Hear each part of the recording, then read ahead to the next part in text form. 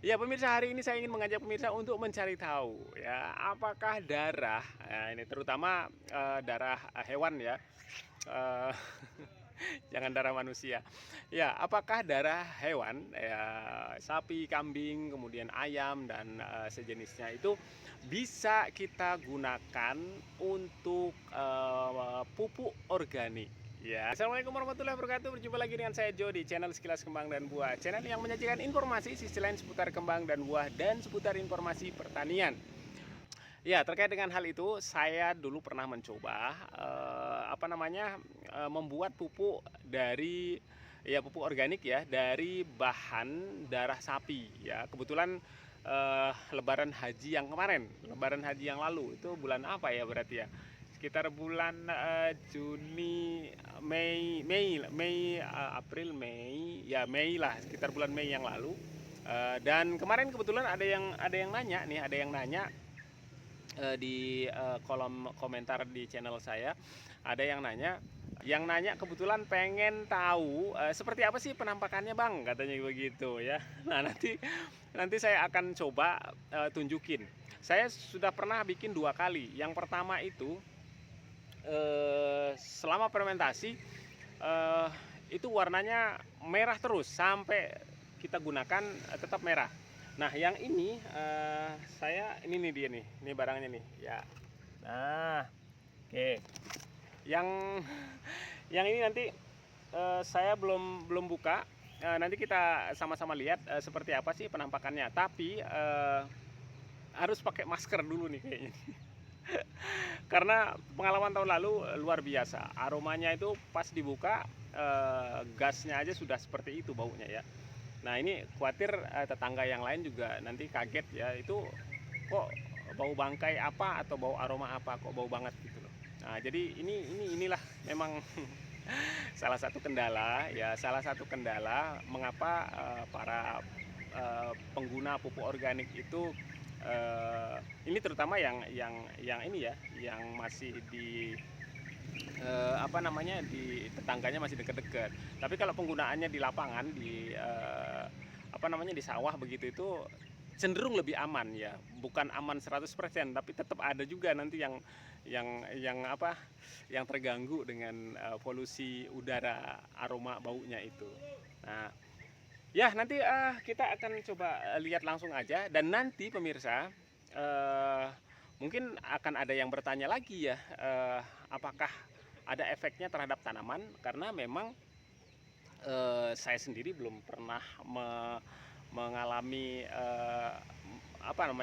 saya sendiri belum pernah punya pengalaman ya, mengetahui apakah ini betul-betul pertumbuhan, apakah tanaman yang kita tanam itu betul-betul dari efek dari ya saya sendiri belum pernah mengalami efek dari penggunaan pupuk organik yang berasal dari darah sapi ini.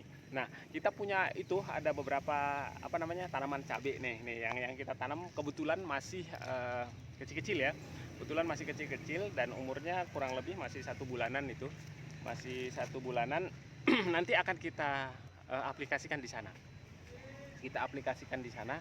Kita lihat perkembangannya seperti apa. Nanti kita akan gunakan ini aja ya, pupuk ini.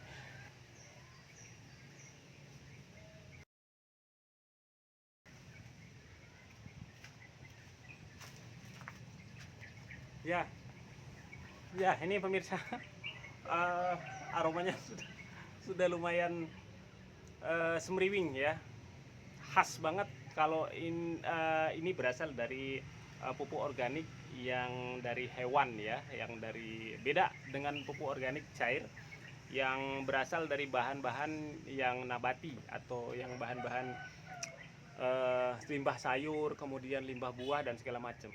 Ini memang aromanya luar biasa, tajam banget. Nah, pemirsa, jadi inilah juga yang menjadi percobaan-percobaan saya kemarin dari 2 kali membuat dengan bahan darah sapi ini.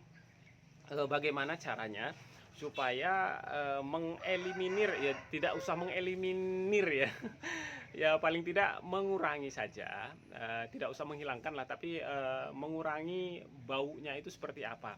Nah, ini kemarin saya coba menggunakan dosis dosis EM4. Yang saya gunakan itu lebih banyak.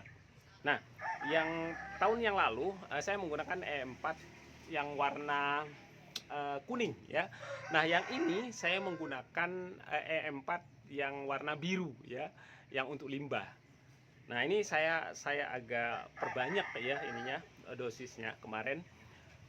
Ternyata memang aromanya itu tidak setajam yang tahun lalu.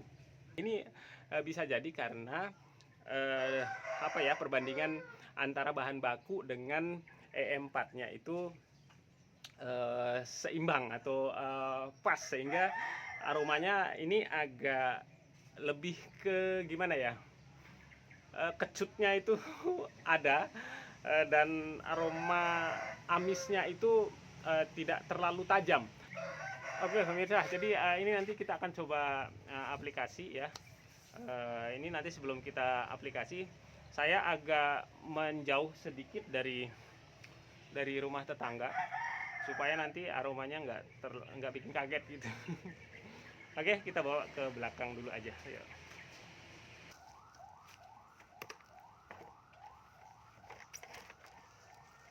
Ya, walaupun sudah lama banget, ini hampir 4 bulanan, kurang lebih ya 4 bulan, tapi masih ini ya, saya buka tadi tutupnya masih ada suara cesnya. Artinya apa? Proses fermentasi masih terus berlangsung di sini. Ya, ini langsung ada lalat yang mengerubungi kayak gini nih ya. Artinya aromanya memang ini banget. Tapi nggak terlalu tajam. Setelah dibuka yang tahun lalu itu tajamnya luar biasa. Tapi ini walaupun ada lalat tidak terlalu tajam. Coba kita tuangkan langsung ya.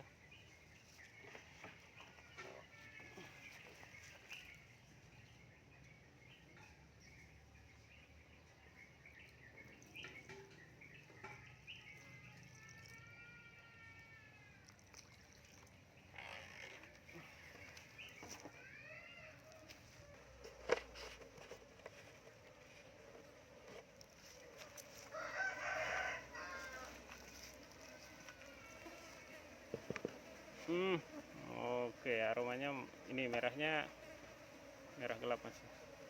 Ya, kemudian untuk pH larutan, setelah saya ulangi berkali-kali ya dengan menggunakan alat ini ya, alat yang sama, pH-nya itu antara 7. Sempat tadi ada 9, cuman ini kayaknya error ya. Tapi saya ulangi lagi ya, kisarannya kembali ke angka 7 lebih sedikit, kemudian ya kisarannya di 7 di bawah sedikit gitu kan, 6,9 kalau misalnya saya angkakan di sini 6,9, kemudian 7,2, 7,5 gitu, itu kisarannya antara itu. Padahal menurut logika saya ini harusnya posisinya asam ya, karena itu campuran EM4. Kemudian proses fermentasi ini biasanya sih hasil pH-nya itu cenderung ke arah asam ya. Tapi ini kok bisa 7. Nah, ini saya sudah ulangi ini berkali-kali dengan alat yang sama. Nah, yang kemungkinan besar ya, alat yang saya gunakan ini memang memiliki tingkat sensitivitas terhadap pH sudah tidak terlalu sensitif ya alatnya. Nah, kaitannya dengan itu pemirsa mungkin bisa bantu kalau yang pernah membuat pupuk organik cair dengan bahan yang sama dengan yang saya lakukan, mungkin bisa berbagi ini sebenarnya pH-nya seberapa sih gitu. Kebetulan saya tidak ada alat pH pembanding. Ini harusnya memang harusnya memang ada kertas lakmus dan apa gitu ya. Coba nanti kita carikan kertas lakmus ya. Kita coba cek lagi, ulangi pH-nya itu sebenarnya berapa sih gitu.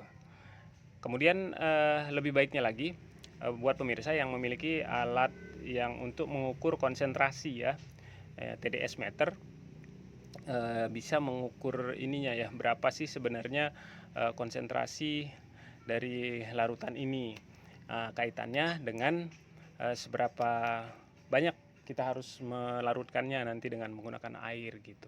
Ketika kita mengaplikasikan di tanaman untuk pupuk ya.